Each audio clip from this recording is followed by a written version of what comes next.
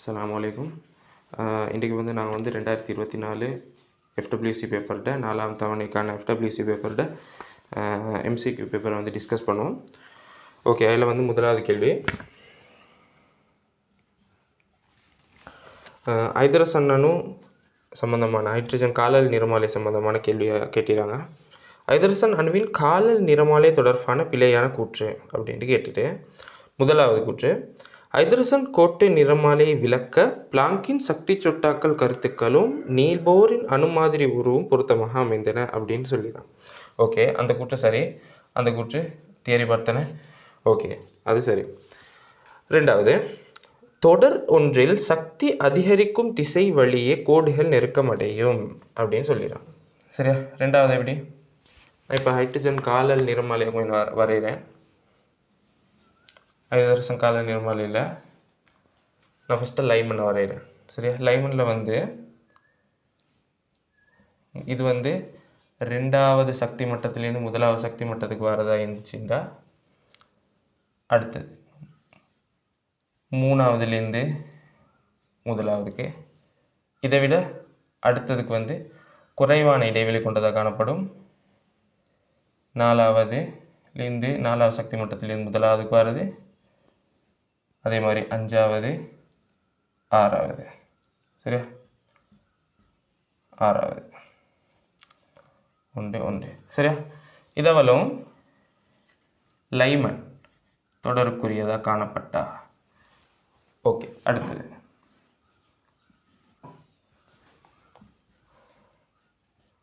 பிரிச்சுக்கொள்ள, bomber தொடர்புடையது எல்லா சக்தி மட்டங்களில் உள்ள ரெண்டாவது சக்தி மட்டத்துக்கு மேலுள்ள அவ்வளோ சக்தி மட்டங்கள்லேருந்தும் வார இலத்திரன்கள் காலப்படுறது ரெண்டாவது சக்தி மட்டத்துக்கு தான் வரும். ஆகவே மூணாவதுலேருந்து இது ரெண்டாவதுக்கு வரப்போகுது. நாலாவதுலேருந்து அடுத்தது இன்னொரு விஷயம், லைமன் தொடரில் ரெண்டாவது இடைவெளிக்கு தானே, ரெண்டாவது கோட்டுக்கும் மூணாவது கோட்டுக்கும் இடையில் உள்ள இடைவெளி தான் பாமர் தொடரில் முதலாவது கோட்டுக்கும் ரெண்டாவது கோட்டுக்கும் இடையில் உள்ள இடைவெளியாக கிட்டத்தட்ட அன்னளவாக காணப்படும். சரியா?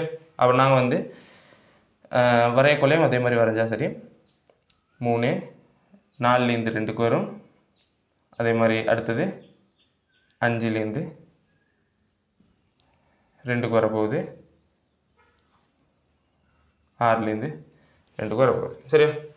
இது பாமர் தொடரில். அதே மாதிரி அடுத்த தொடர் என்னண்டா பாஷன் தொடர். அது எப்படின்னா, எல்லா சக்தி மட்டங்கள்லேயும் மூணாவது சக்தி மட்டத்துக்கு மேலுள்ள எல்லா சக்தி மட்டங்கள்லேருந்தும் காலப்படுற சக்தி காலப்பட்டு இலத்திரன்கள் மூன்றாம் சக்தி மட்டத்துக்கு வரப்போகுது. சரியா? அப்போ 4லேருந்து 3க்கு வரும். அதே மாதிரி அடுத்தது அதே மாதிரி தான் இங்கேயும், அதாவது பாமர் தொடரில் ரெண்டாவது கோட்டுக்கும் மூணாவது கோட்டுக்கும் இடையில் உள்ள இடைவெளியை போல தான் பாஷன் தொடரில் முதலாவது கோட்டுக்கும் இரண்டாம் கோட்டுக்கும் இடையில் உள்ள இடைவெளியாக காணப்பட போகுது. சரியா? இது பெரிய இதொன்று இல்லை, ஆனால் அப்படி எழுதக்குள்ள எழுதினா நல்லா வரைஞ்சா நல்லா வைக்கும். ஓகே, அப்போ 4க்கு 3, அடுத்தது 5லேருந்து 3க்கு வரும். 6லேருந்து 3க்கு வரப்போகுது. சரியா?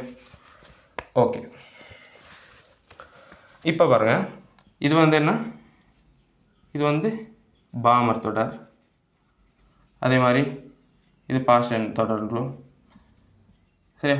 அங்கே பிரக்கெட் தொடர் வரும், அதுக்கப்புறம் பீஃபன் அப்படின்னு வரப்போகுது. சரியா? இப்போ கோடுகள் இப்போ இங்கல திசையில் கோடுகள் நெருங்கி வருது. லைமன் தொடரில் உள்ள கோடுகள் இப்படி நெருங்கி வருது. அதே மாதிரி பாமர் தொடரில் உள்ள கோடுகளும் நெருங்கி வருது. நான் இங்கே இடைவெளியை நான் சரியாக வித்தியாசத்தை காட்டி இல்லாத மாதிரிக்கு, ஆனால் இப்படி நெருங்கி தான் வரப்போகுது. சரியா? நெருங்கி வர சைடில் என்ன செய்யும், அலை நீளம் குறைய போகுது, மீடிரன் கூடும், அதே மாதிரி சக்தி கூட போகுது. சரியா? சக்தி கூட போகுது. ஆகவே தொடர் ஒன்றில் சக்தி அதிகரிக்கும் திசை வழியே கோடுகள் நெருக்கமடையும். தொடர் ஒன்றில் சக்தி அதிகரிச்சிற திசை பாஷன், பாமர், லைமன் அப்படி தொடர் சக்தி அதிகரிச்சிற திசையில் 3 தொடர்லையும் சக்தி அதிகரிச்சிற திசையில் வந்து கோடுகளுக்கு இடையிலான இடைவெளி வந்து குறைஞ்சி கொண்டு போகுது. அதுதான் கோடுகள் நெருக்கமடைன்னு சொல்லிடுறாங்க. அந்த கூற்றம் சரியான கூற்று. சரியா? ஓகே, நான் 3வதுக்கு வந்து லாஸ்ட்டுக்கு வருவோம். 4வது, கோட்டு நிறமாலையின் கட்புலனாகும் தொடரில் ஏறத்தாழ 410 முதல் 660 நெனோமீட்டர் வரையான கதிர்ப்புகள் பெறப்படும் அப்படின்னு சொல்லிடுறாங்க. சரியா? ஓகே, இப்போ பாஷன் தொடரிக்கு தானே. பாஷன் இது வந்து அதில் காலப்படுற கதிர் வந்து என்னான்டா ஐஆர் கதிர். சரியா? ஐஆர் கதிர்கள் தான் காலப்படும். எங்களோட கண்ணுக்கு வந்து அது விளங்காது. சரியா? பாமர் தொடரில் காலப்படுறது வந்து விசிபிள் ரேஸ், அதாவது கட்புலனாகும் ஒளியை தான் காலப்போகுது. அதுலேயும் அதில் வந்து அலைநீள ரேஞ்ச் எவ்வளோண்டா? அலைநீள ரேஞ்ச் வந்து 420 நெனோமீட்டர் தொடக்கம் 700 நெனோமீட்டர் காணப்படும். ஓகே, அப்போ இங்கே வந்து சொல்லிடுறாங்க அன்னளவா ஏறத்தாழ 410லேருந்து 660. அது அப்போ வந்து நாங்கள் வந்து இதை வந்து அன்னளவா 420லேருந்து 700 நெனோமீட்டர்னு எடுக்கலாம். சரியா? ஆகவே அந்த குற்றம் சரி. இங்கே வந்து இங்கனைக்குள்ளது வந்து சிவப்பு நிறம் கொண்டதாக காணப்படுறது. இங்கனைக்குள்ளது வந்து ஊதா நிறம் கொண்டதாக காணப்பட போகுது. சரியா? ஓகே, அப்போ இது வந்து கட்புல பிரதேசம். சரியா? கட்புல பிரதேசம். இந்த பகுதி வந்து லைமன் தொடர்ற இந்த பகுதி வந்து யூவி கதிர்களை வந்து காணக்கூடியதாக காணப்படும். சரியா? யூவி கதிர்களை வந்து காணக்கூடியதாக காணப்பட போகுது. அதாவது 700 நெனோமீட்டருக்கு அதிகமான அலை நீளம் கொண்டதாக காணப்பட போகுது. குறைவான அலை நீளம் கொண்டதாக காணப்பட போகுது. ஓகே, இப்போ 5வது கேள்வி வரும். இதில் வந்து நான் சின்ன ஒரு விஷயம் சொல்ல மறந்துட்டேன். 420 நெனோமீட்டர் வந்து எதுக்கு வந்து அலைநீளம் வந்து இங்கே தான் குறைஞ்சி கொண்டு வரப்போகுது. ஆகவே 420 நெனோமீட்டர் இங்கே வரும், 700 நெனோமீட்டர் அங்கே வரப்போகுது. சரியா? அப்போ 420 நெனோமீட்டரை விட குறைஞ்ச அளவு அலைநீளம் கொண்டதாக தான் இங்கே காணப்படும். ஓகே, சக்தி ஃபன் தொடர், பிரகட் தொடர், பாஷன் தொடர், பாமர் தொடர், லைமர் தொடர் என அதிகரிக்கும் அப்படின்னு சொல்லி நாங்கள் ஏற்கனவே பார்த்தோம். பாஷன் அதை இப்போ இங்கே சொல்கிற மாதிரி பார்த்தோம்டா பி ஃபன், அதாவது ஃபன் தொடர், அதுக்கப்புறம் பிரகட் தொடர், பாஷன், பாமர், லைமன், அது அந்த தொடரில் அதிகரித்த போது சக்தி. சரியா? அப்போ அந்த கூற்றும் சரி. இப்போ 3வது கேள்விக்கு வருவோம். சக்தி N=4 முதல் N=1, N=3லேருந்து N=2 இந்த தொடரை வந்து தந்துட்டு என்றவாறு அதிகரிக்கும்னு சொல்லிடுறாங்க. சரியா? இப்போ வந்து நாங்கள் வந்து ஹைட்ரஜன் நிறமாலையிட ஐதரசன் நிறமாலையிட இலத்திரன் தாண்டல் வரைஃபை வந்து கொஞ்சம் வரைவோம். இலத்திரன் தாண்டல் வரைஃபு இந்த சக்தி மட்டத்தை N=1 எடுக்கிறேன். அதுலேருந்து N=2, அது மாதிரி N=3, N=4, N=5, N=6.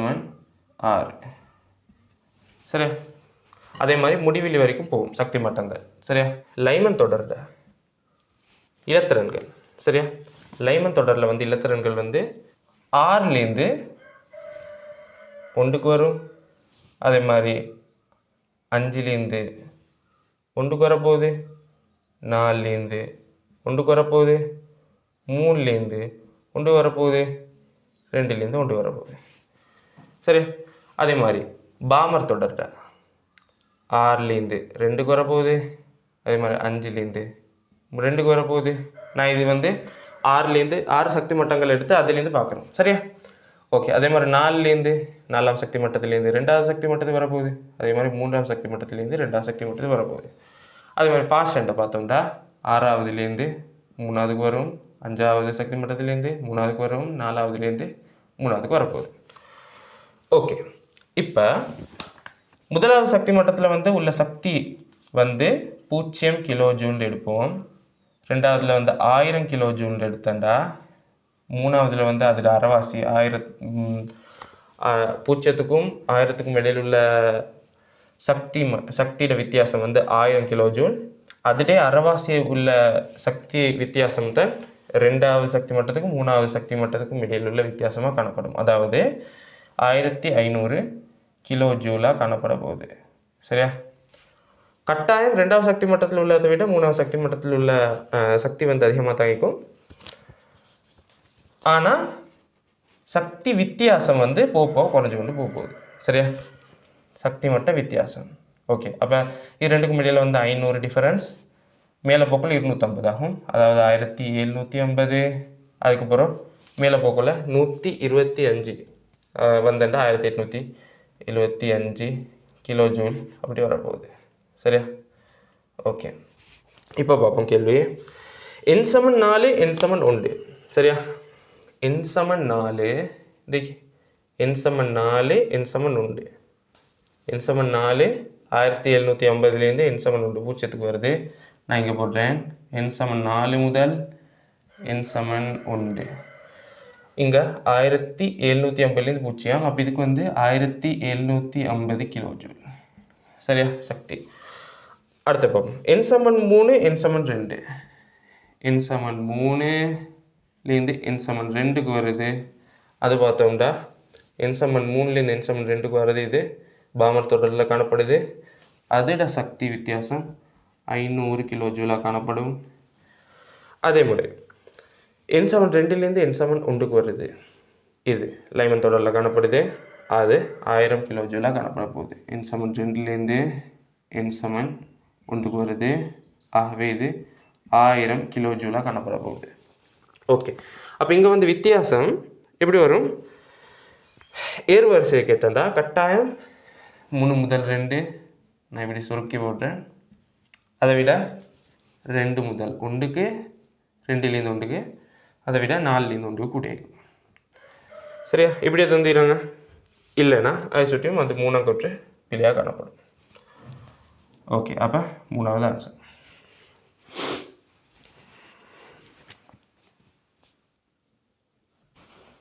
Okay, 2வது கேள்வி பார்ப்போம். n सह ml समन n सह ml समन सह உண்டு. சரியா? என்றவாறு அமையக்கூடிய ஓபிட்டல்களின் எண்ணிக்கை அப்படின்னு கேட்குறாங்க. ஓகே, இப்போ பார்ப்போம்.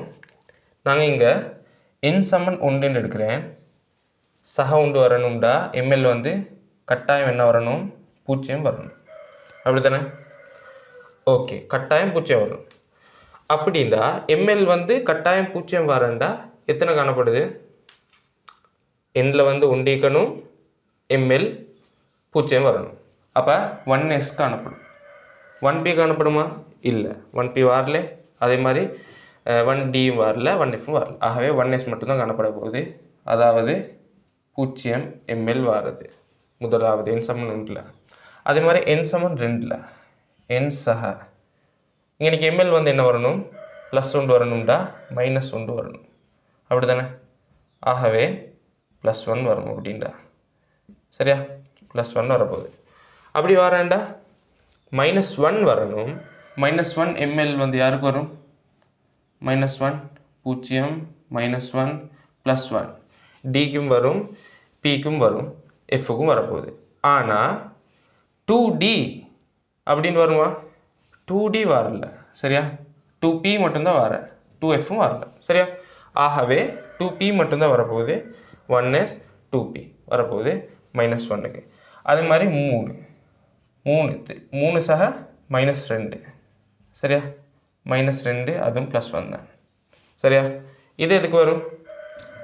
-2 எது வரைக்கும் போகும்? டிக்கு வரும்னா இது வந்து டிக்கு வரப்போகுது, டி ஆர்பிட்டலுக்கு வரும். சரியா? 0 -1 -2 வரைக்கும் போகும். இது எதுக்கு வருது? 3dக்கு வருது. சரியா? ஓகே, 3dக்கு மட்டும்தான் அது வரப்போகுது. அடுத்தது 4 சக -3. சரியா? அதுவும் +1 தான். இது எதுக்கு வரும்? 4fக்கு மட்டும்தான் அது வரும். 4fக்கு மட்டும்தான் வரும். அது எப்படி வரும்? அது எப்படி வரப்போகுது? 0 -1 -2 -3 வரைக்கும் போகும்.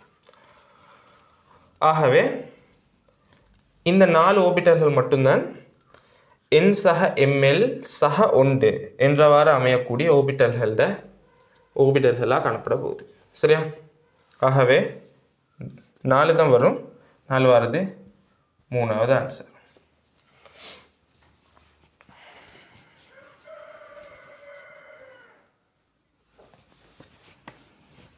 ஓகே, 3வது பாருங்க. SO4 இற்கு வரையக்கூடிய பரிவு நிலைகளில் தவறானதுன்னு கேட்குறாங்க. ஓகே, இதில் முதலாவது பாருங்கள். அதை முதலாவதில் பெரிய மாற்றங்கள் ஒன்றும் இல்லை. எதிர்த்தன்மை கூடின ஆக்சிஜன் அணுக்கு மறையேற்றம் கிடைச்சிக்கி, அது பிரச்சனை இல்லை. ரெண்டாவது பாருங்கள். ரெண்டாவதுலேயும் 2+, O-, அதுவும் சரி. மூணாவதும் அதே மாதிரி தான் வருது, அதுவும் பிரச்சனை இல்லை. நாலாவதும் சரி. நாலாவதில் O+, O-, S+ வந்தீங்க. மேலே அன்றைக்கி ஆக்சிஜன் கிட்ட, மேலே உள்ள ஆக்சிஜன் கிட்ட -1 வரணும். மைனஸ் மிஸ் ஆகுதுன்னு நினைக்கிறேன். ஓகே, ஃபிஃப்த்தில் தான் பிள்ளை வண்டிக்கு. ஃபிஃப்த்தில் எஸ் அன்றைக்கி ஆக்சிஜனில் தனிச்சோடி இலத்திரன் உண்டு, அவங்க போட்டு இல்லைன்னா. ஆகவே அதுதான் அந்த பரிவு நிலைகளில் தவறானது. ஆகவே 5th ஆன்சர். ஓகே, 4வது கேள்வி பார்ப்போம். கார்பனேட்டுக்கள் நைட்ரேட்டுக்களின் வெப்ப பிரிகையின் போது உலோக ஒக்சைட்டை விளைவாக கொடுக்கக்கூடியது. கார்பனேட்டுகள்டையும் நைட்ரேட்டுகள்டையும். சரியா? ஓகே, நான் இப்படி போடுறேன். Lithium, beryllium, magnesium, calcium, strontium, barium. கீழே சோடியம், பொட்டாசியம், ருபீடியம், சீசியம். இந்த அவ்வளோ மூலகங்கள்லேயும் கார்பனேட்டுகள் காணப்படுதுன்னு. இந்த கார்பனேட்டுகளோட வெப்ப பிரிகையும் போது ஆக்சைட்டும் CO2 பெறப்படும். சரியா? இந்த உலோகங்களில் ஆக்சைட்டும் CO2 பெறப்பட போகுது. சரியா? அடுத்தது நைட்ரேட்டுகளை பார்ப்போம். NO3-. சரியா?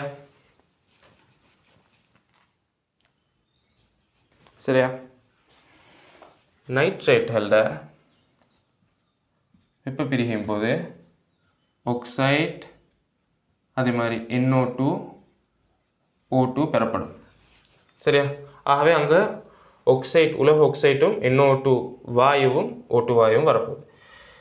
இந்த 4 மூலகங்களும் கூட்டம் ஒன்றில் உள்ள இந்த 4 மூலகங்கள்லேயும் கார்பனீர் ஆக்சைடு சரி CO3 சரியா? கார்பனேட் தானே. கார்பனேட்டோட வெப்ப பிரிகை நடக்காது. சரியா? ஏன்டா இது வெப்ப உறுதியான மூலகங்கள். சரியா? சேர்வைகளாக காணப்படும் கார்பனேட்டுகள். இந்த மூலகங்கள்ட கார்பனேட்டுகள் வெப்ப உறுதியானவையாக காணப்படும். அதே மாதிரி NO3- இது வெப்பமேற்றக்குள்ள NO2- ஆகவும் O2 ஆகவும் பிரிகை அடைய போகுது. சரியா? NO3- NO2- ஆகவும் O2 ஆகவும் பிரிகை அடைய போகுது. சரி, இப்போ கேள்விக்கு வரும். உலோக ஆக்சைடுகளில் லித்தியம் வரும், கார்பனேட், நைட்ரேட் ரெண்டையும் ஆக்சைடுகள் விளைவாக கொடுக்கறது இங்கே வர்றது இந்த 6 மூலகங்கள் கொண்டு வரலாம். லித்தியம் இங்கே வேற ஒன்றும் இல்லைன்னா, ஆகவே லித்தியம் மட்டும்தான் சரியான ஆன்சர், முதலாவது ஆன்சர். சரியா? ஓகே, 5வது கேள்வி போம். பின்வரும் சேர்வையின் IUPAC பெயர் யாது அப்படின்னு கேட்குறாங்க. சரியா? ஓகே, இங்கே ஏமைட் தந்திராங்க, அதே மாதிரி OH தந்திராங்க. அவ்வளோதான். சரி, இப்போ எங்களுக்கு வந்து தொழிற்பாட்டு கூட்டமாக இதில் எடுக்கிறதுக்கு நாங்கள் வந்து ஒரு ப்ரையாரிட்டி பண்ணணும். அதாவது ஒரு தொடரொண்டிக்கு அதில் வந்து எது மேலே உள்ளது இந்த மூலகத்தில் வந்து சேர்வையில் வந்து வந்திக்கோ அதைத்தான் நான் வந்து தொழிற்பாட்டு கூட்டமாக எடுப்போம். சரியா? அந்த தொடர் எப்படி வரும்? ஃபஸ்ட்டாக வந்து கார்பாக்சிலிக் ஆசிட் வரப்போகுது. அதாவது இந்த சேர்வை எந்த ஒரு சேர்வையிலையும் கார்பாக்சிலிக் ஆசிட் வந்தாண்டா கார்பாக்சிலிக் ஆசிட்டை தான் தொழிற்பாட்டு கூட்டமாக எடுப்போம். அடுத்தது வந்து கார்பாக்சிலிக் ஆசிட், அதை விட கொஞ்சம் குறைவு எதுக்கு எஸ்டருக்கு வரும், எசுத்தர். அதை விட அமில குளோரைட் வரும், அதுக்கு பிறகு ஏமைட் வரும், CONH2. அதுக்கு பிறகு சயனைட் வரப்போகுது. அதுக்கு பிறகு ஆல்டிஹைட் வரும், அதுக்கு பிறகு கீட்டோன் வரும், அதுக்கு பிறகு ஆல்கஹால் வரும், அதுக்கு பிறகு அமைன் வரும். சரியா? ஓகே, இங்கே COOH2 அமைட்டை தந்திராங்க. சரியா? பொதுவாக இதெல்லாம் ஒன்றுக்கு மேற்பட்ட முறை வரல. சரியா? எங்களுக்கு A லெவல் சிலபஸில் வந்து ஒன்றுக்கு மேற்பட்ட முறை வராது. ஓகே, இப்போ நம்பரிங் பண்ணக்குள்ள நாங்கள் வந்து இந்த தொழிற்பாட்டு கூட்டம் வந்து முதலாம் கார்பனில் இல்லாட்டி குறைந்த எண் கிடைக்கக்கூடிய மாதிரி தான் வந்து நான் வந்து நம்பரிங் பண்ணி கொண்டு வரணும். ஆகவே 1 2 அப்படி வரக்குள்ள கட்டாயம் டபுள் பொண்ட் இல்லாட்டி ட்ரிபிள் பொண்ட் வந்தோம்டா அது வந்து பிரதான சங்கிலியில் வர மாதிரி தான் நாங்கள் நம்பரிங் பண்ணணும். சரி, அதாவது 3 4 5 அப்படின்னு பண்ணுறதில்ல, 1 2 3 4 அப்படி தான் பண்ண போகிறோம். சரியா? ஓகே, இப்போ இங்கே வந்து பிரதியீட்டு கூட்டம் வந்து ஹைட்ரோக்சி அடுத்தது எத்தைல். சரியா? ஹைட்ரோக்சிக்கு அடுத்து எத்தைலுக்கு. ஆகவே அல்ஃபபெட்டிக்கல் ஆர்டர் பார்த்தோம்னா எத்தைல் வந்து முன்னுக்கு வரணும். ஆகவே 3 எத்தைல், அதுக்கப்புறம் 2 ஹைட்ரோக்சி, அதுக்கப்புறம் பொண்ட பேர் எழுதினா சரி. 3 பியூட்டீன் அமைன். இன்னைக்கு டெய்லி வாரில் சேர்த்து எழுத வேண்டும். சரியா? ஓகே, அப்படி பார்த்தோம்டா 3 எத்தைல் 2 ஹைட்ரோக்சி 3 பியூட்டின் அமைட். அதுக்கு வந்து செகண்ட் ஆன்சர் வரப்போகுது.